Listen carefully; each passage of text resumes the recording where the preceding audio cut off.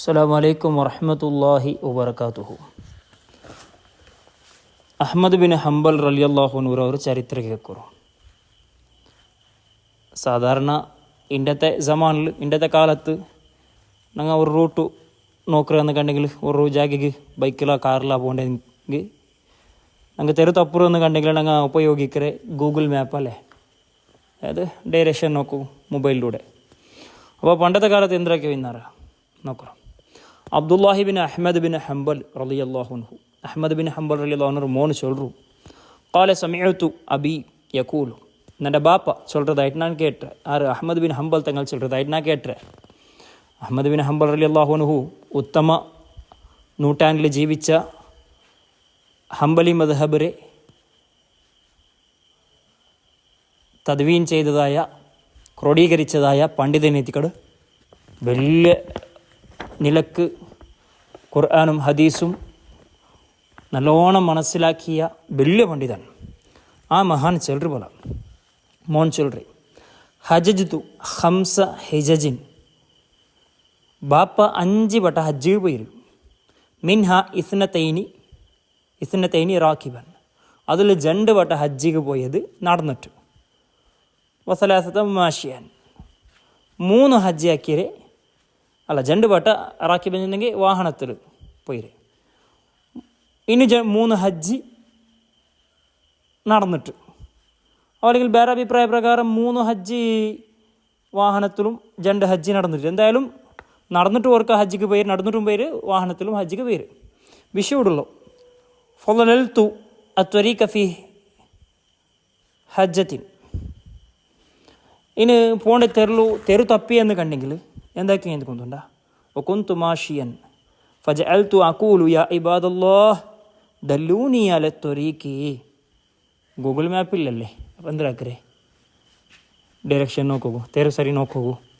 തെരു തപ്പി എന്ന് കണ്ടെങ്കിൽ ഇമാം അഹ്മദ് ബിൻ ഹംബൽ റളിയല്ലാഹു അൻഹു ചൊന്നു, യാ ഇബാദല്ലാഹ്, ഓ അല്ലാഹുവിന്റെ അടിമമാരെ, ദല്ലൂനി അല ത്വരീഖി, നക്ക് ശരിയായ റൂട്ടൊന്നു കാട്ടിത്തരൂ.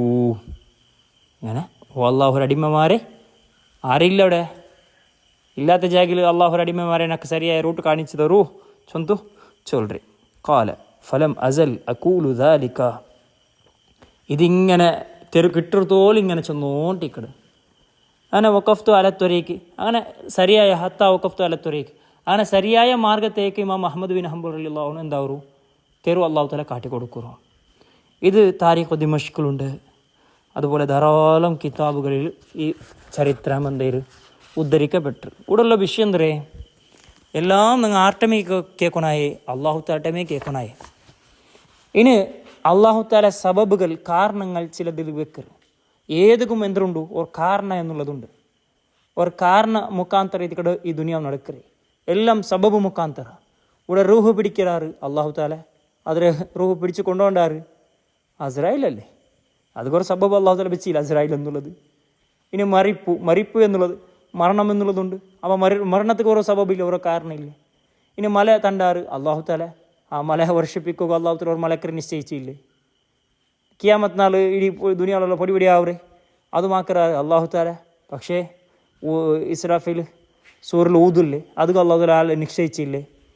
അപ്പോൾ അള്ളാഹു താല ചില സബബുകളെ, കാരണങ്ങളെ മുന്നിൽ വെക്കുക. അപ്പോൾ ആ കാരണങ്ങളെ ഉപയോഗിക്കുക എന്നുള്ളത് ഈ ദുനിയാവികമായിട്ടുള്ള ജീവിതത്തിൽ നമുക്ക് അനിവാര്യമായിത്തിക്കട.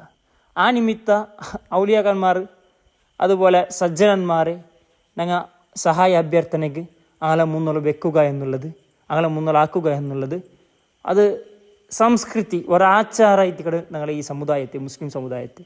ദാദര ഭാഗത്തിക്കടെ അഹ്മദ് ബിൻ ഹംബൽ റളിയല്ലാഹു അൻഹു ഡയറക്റ്റ് അള്ളാഹു തലട്ടെ ഡയറക്റ്റ് കേൾക്കാൻ തല്ലേ പഠിച്ച റബ്ബ് എനക്ക് തെരു കാട്ടിത്ത അല്ല, യാ ഇബാദല്ലാഹ് എന്ത് വിളിക്കണേ, യാ അള്ളാഹ് വിളിക്കത്തില്ല ಅಂತ ഓ അള്ളാഹു അടിമമാരേണ്ട എന്തൊക്കെ വിളിക്കണേ. അഹ്മദ് ബിൻ ഹംബൽ തങ്ങൾ ഒരു വഹാബിയുടെ കണക്കിൽ നോക്കിയെങ്കിൽ, ഒരു ജമാഅത്ത് ഇസ്ലാമിക്കാരൻ്റെ കണക്കിൽ നോക്കിയെങ്കിൽ, ഒരു തബ്ലീഗുകാരൻ്റെ കണക്കിൽ നോക്കിയെങ്കിൽ പക്ക ശിർക്കത് ബഹുദൈവ ആരാധനയുടെ കണക്കിൽ. പക്ഷേ യഥാർത്ഥത്തിൽ അതെന്തല്ല, ബഹുദൈവ ആരാധനയല്ല. മനസ്സിലായി വിചാരിക്കരെ. അള്ളാഹു തആല നല്ലത് മനസ്സിലാക്കുക തൗഫീഖ് തന്ന് അനുഗ്രഹിക്കട്ടെ.